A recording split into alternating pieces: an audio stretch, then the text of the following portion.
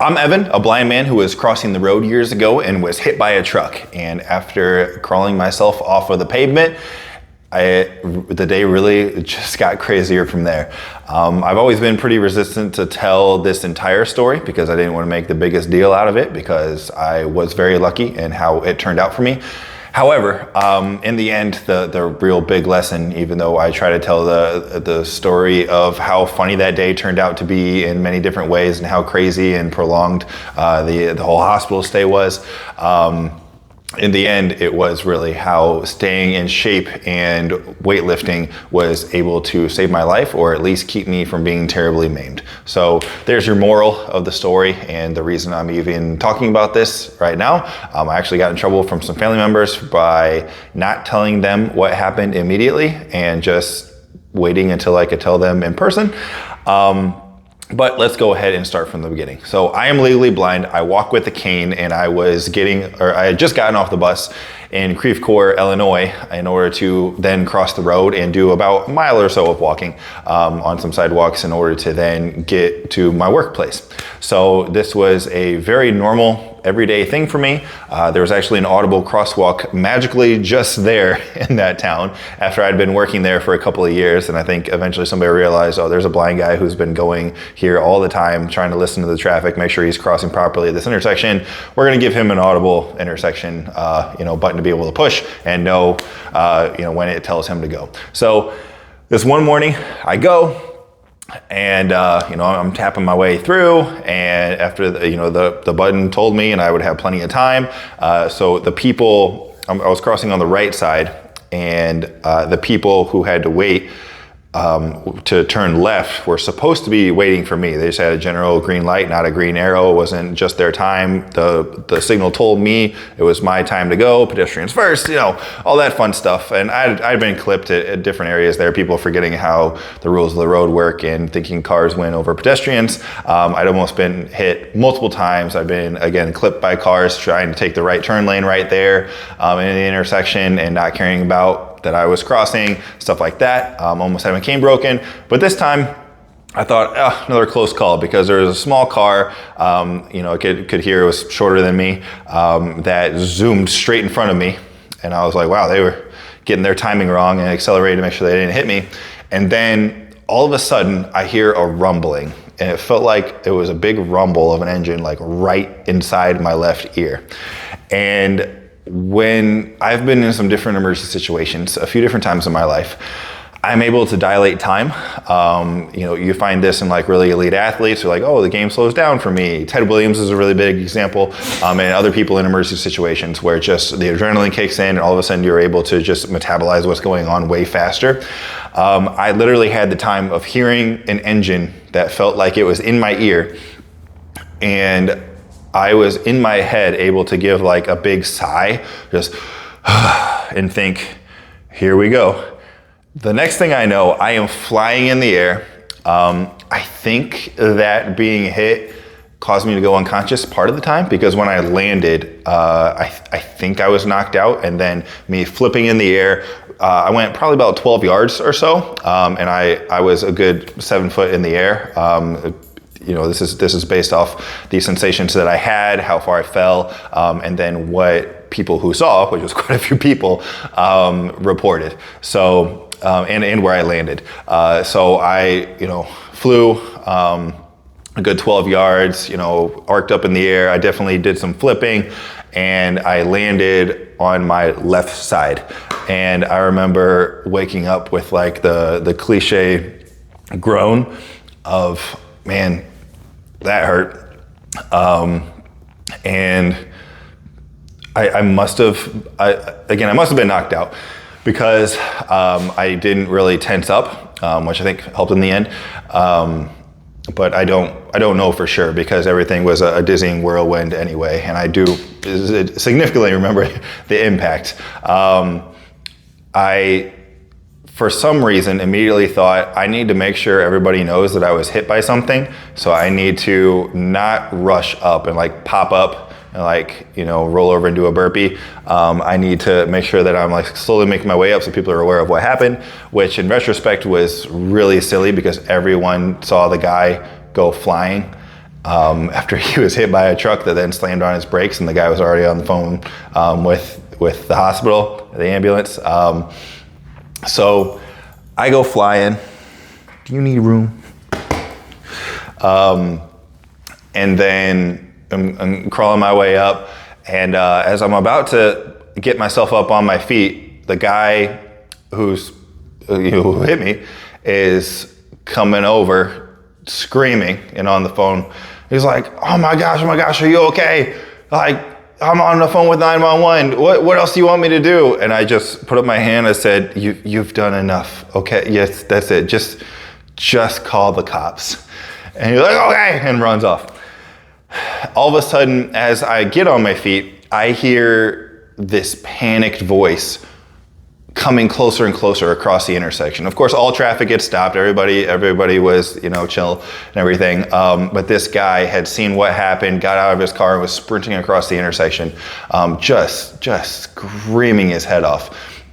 And he gets closer and closer and closer, and this dude is just about to blow my eardrums off. He's like, oh my gosh, are you okay? You were hit by your truck and I was like, I know, please stop yelling.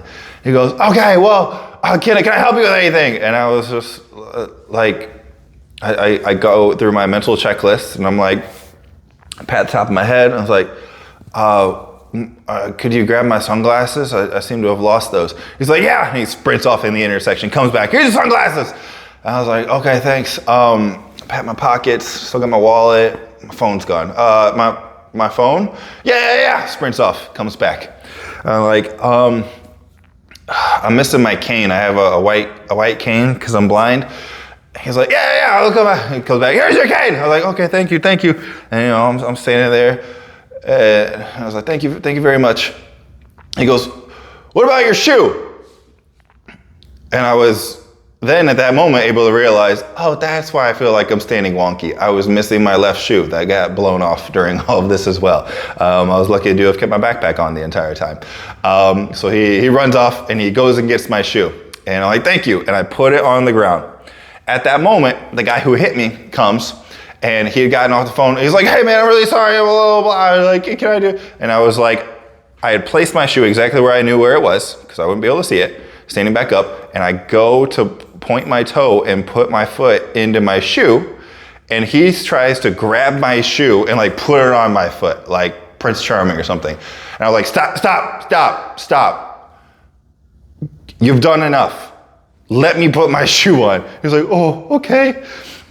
So I get to put my shoe exactly where I know where it is, put my foot in, and they're like, okay, what do you need now? And I was like, can I just get to the sidewalk, please, so I'm out of the road? And they're like, yeah. By that time, a crowd had formed. There was a good 4 people, like, oh, I saw it all happen, blah, blah, blah. One lady, again, was beyond panicked. Everybody thought I was gonna die. Well, like, they just saw somebody get clobbered by a truck and go flying in the air and land hard. And she is screaming, blah, blah, blah. And I was like, well, I was on my way to work. And at that point, my vision was all messed up. I wasn't able to see even as well as I normally barely see, and didn't feel comfortable like using my phone, and was scared it was gonna be broken or something as well. And then so I was just like, can you just call Eastside Wellness down the street, let them know that what happened, and I just won't be in, but I'll update them when I can. She goes, yeah, sprints off to her car. I learned later that she called the clinic. They go, Eastside Wellness, what can I do for you? And this lady just yells, Evan got hit by a truck. Evan got hit. He won't be in. Click. So a lot of panicked people, had to calm them down. By the time the cops get there, they got there first before the ambulance. Cop walks up to our group of half a dozen people, just trying to calm down, I guess. And the cop goes, all right, who got hit here? And I'm just standing there all calm, sunglasses, holding my cane. And everybody points at me, and some people yell, he did! And the cop literally says, he's the calmest one here. And I was like, yeah, it was me though. I got hit apparently. So he's like, okay, well, do are you ready to be checked out by the ambulance, medical? They just got here. And I was like, yes, please.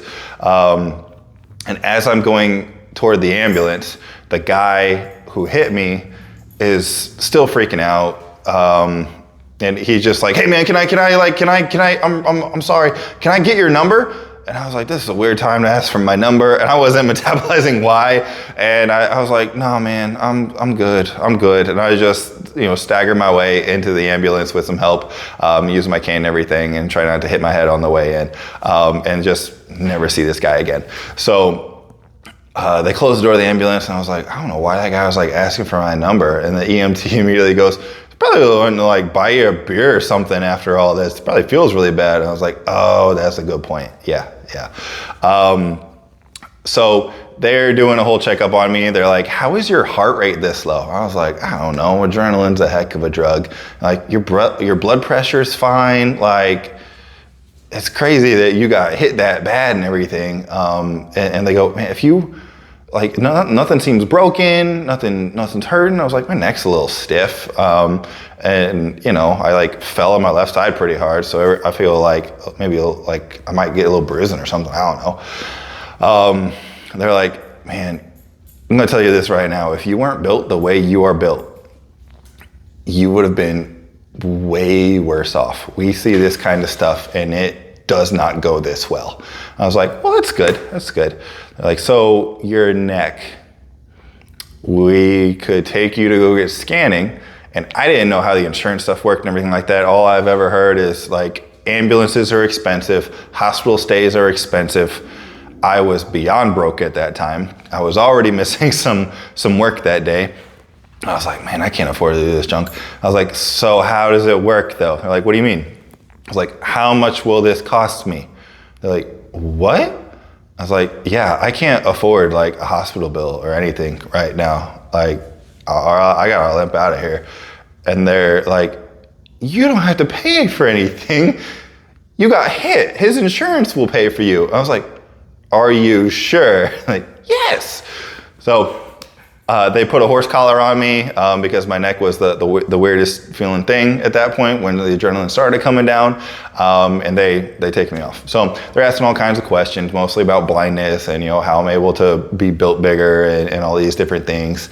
And so I tell them what I do. I run a fitness company for blind people as well. And then one of the EMTs goes, so I wonder what it'd be like to be like super drunk and blind. And his partner's like, I am so sorry about him. Dude, you can't just ask that. He goes, no, but I wonder, like, what about if you're like really high and blind? And he just kept coming up with all these different scenarios, and his partner would apologize for him. So I'm on the stretcher, they're wheeling me in, and the last thing that guy says is, what about ecstasy and being blind? I was like, man, I can't help you with any of this stuff. I'm sorry. So they're like, okay, well, we gotta leave you here. But they'll take care of you from here. So a nurse walks up and they're like, hey, we gotta have you here in the waiting area for a bit, and then we'll get you a room. I was like, okay, thank you. They put me in a dark corner of the emergency room, facing into the dark corner, in a stretcher, propped up with none of my stuff on me because they took my backpack and everything and put it in the back pocket of the stretcher where I couldn't reach and everything, cane, everything, and just immobilized me there in a horse collar. I was there for a good hour and a half, 2 hours before they took me to a room. And they're like, hey, do you need anything, blah, blah, blah. And I was like, I mean, I've been sitting here a long time and no one's been around. I have to pee at this point. They're like, oh, we'll get somebody to come help you out with that, like bedpan and everything. I was like, I've had enough of a day. I am not doing that. Just get me to a bathroom. Like, well, you're in a neck collar, so they're not gonna let you do that. And I was like, then no, thank you. So I'm actually recording this on Star Wars Day, May the 4th. I sat there and was able to wind up reaching my phone, and in a dark room, they didn't even turn on the lights for me in the emergency room, personal room that I had, and didn't say anything else about timing, nothing like that. They're gonna get me a CAT scan eventually. I sat and listened to The Mandalorian show and enjoyed that. And then it got to the point though where my bladder was gonna burst. And after using The Mandalorian to drown out 20 minutes of a lady outside the room whining that she had childcare, basically, was all it came down to. She just wanted to vent to somebody else at work, and was talking about basically that she had childcare, but somehow turning it terrible, and how rough it was to have that provided for her. I was like, I can't do this anymore. So I feel around behind me, I get my cane out, I hop up, and all they see is this large blind man with sunglasses, a horse collar, and his cane come out of a dark room and go, excuse me, where is the bathroom? I really have to pee. And this lady quits complaining about a good thing and goes, oh my gosh, okay, yeah. And she leads me over. I get to do that, and then tap my way on back to my room and everything, and get back into my stretcher. And then about an hour later, they take me in for scanning. Luckily, they found that nothing was too bad in my neck and my chest and everything, and my head. And so then after they got those results back, I was discharged about 4 hours, 5 hours in total. And as I get out of the stretcher, I'd been laid up for most of that day. All of a sudden I started limping my way out of the emergency room with one of the aides helping lead me out audibly. And I was like, I don't think I was limping earlier. She's like, oh, okay. Turns out my knees were pretty messed up, which I found out over the next few days, just how bad that was. And they kind of given me issues ever since. But luckily I was able to work around that by getting some knee sleeves finally. And I used those, and then we're good to go. So nothing too lasting, too bad. Obviously suboptimal still. They tell me where a bus stop is, generally across the parking lot and across the street, and no intersections to cross or anything. So I have to get over my fear, listen for if there's cars coming on. It was actually on a hill as well, and get to the bus stop and double check with the lady who was there, like, hey, this is a bus stop, just making sure, because I got to go downtown and then I got to go all the way out and get back to my place. And she's like, yeah, and then starts telling me another pity story about how she got to get all these things checked out, and it all worked out. She's not sick with anything. All the results came back good, blah, blah, blah. And she's fine. And I was so close to just going, I got hit by a truck today, so I really don't want to hear about this. But it was 45 minutes of listening to that, and also reaching in my bag and feeling for my protein shake that I had that was in a cardboard thing, and it was just vanilla slop all in my bag. I was like, yeah, that makes sense. I was pretty hungry by the end of that day. So fast forward to later that night, I go back home. I think I had some milk or something to tide me over. I passed the heck out on the couch for a couple of hours, wake up, it's dark, and it was supposed to be a rest day, but in my head, I had to make sure that I had a proper mentality of going back to what apparently helped save me in the first place. So I walked my way to the gym, about a 10-minute walk away, and I did dynamic effort upper body stuff. Could still tell you what that workout was. And then went back home and ate a bunch of food and again, passed the heck out. Was definitely worn out for a couple of different days, but then all was generally well, and people loved hearing the stories and going, what kind of truck were you hit by? And me being like, I don't know, I was thrown from it, I was never told. You can look on my body for, like, the grill hit me, so you can look on my body for the symbol or something if you want. And just people found that to be quite the riot, and it was always Evan didn't show up to work, he got hit by a truck, whole ordeal. So people were able to make light of it pretty quickly, luckily. But again, as I started this story with, this isn't a whole like, oh, I'm so tough, or oh, I was so wronged, or anything like that. I didn't feel wronged. It was a genuine accident. Guy felt bad, all that stuff. And I think people are way too happy these days. Looking back, probably could have gotten a lot of money over that whole ordeal, but I think people sue for really dumb reasons, and I didn't want to be a part of that.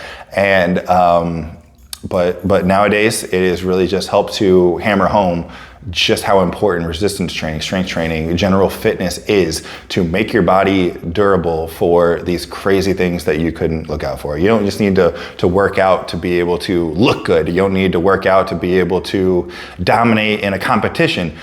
A lot of this stuff really can, very seriously, even though it sounds very cheesy, save your life. You could be in better health and then be able to survive a circumstance you didn't know that you were going to have to endure, and be able to push through, or take a hit that you didn't know was going to be coming until all of a sudden you hurt an engine in your left ear. So hopefully this is helpful for somebody out there to know that crazy junk happens. You can definitely push through it. Ever since I got back into strongman competition, that accident was actually like a week or two after I'd done my latest strongman competition, which didn't go well. I wasn't the happiest after that, and I was questioning things. And then after getting that reaffirmation that it's made me into enough of a tank to be able to take a hit by a truck, I was like, I'll do a little competing too. So, and it kind of helps me survive this random junk that happens. So, got back into it and have since been America's strongest athlete with disabilities. And more recently, I got second place, and then this year, first place at the Adaptive World Championships when it comes to strongman. So it's pretty exciting. I get to set a good example for blind people, people with scoliosis, people with all kinds of different issues around the world, and do my best to be able to walk the walk and not just talk the talk. But speaking of talking, I feel like I've done way too much of that. If you have any questions about this, if you're interested into getting into training as a visually impaired person, we have all kinds of resources and ways I can help, free, or be able to get the personal touch with some extra coaching through Caneandablefitness, spelled C-A-N-E and A-B-L-E Fitness. I'm always looking forward to being able to talk to new people around the world in all kinds of circumstances, because I absolutely love, even though I'm very introverted, being able to talk to some people where I can hopefully provide some value, and I always get a lot of value out of interacting with others as well. So don't be shy. Please go ahead and like and subscribe to the channel though. Apparently it really helps grow these things, and every like and every view and every share is highly, highly appreciated, because hopefully this story, again, since I've had to force myself to tell it and have resisted doing that for years now, hopefully this story is able to help somebody in some way, shape, or form.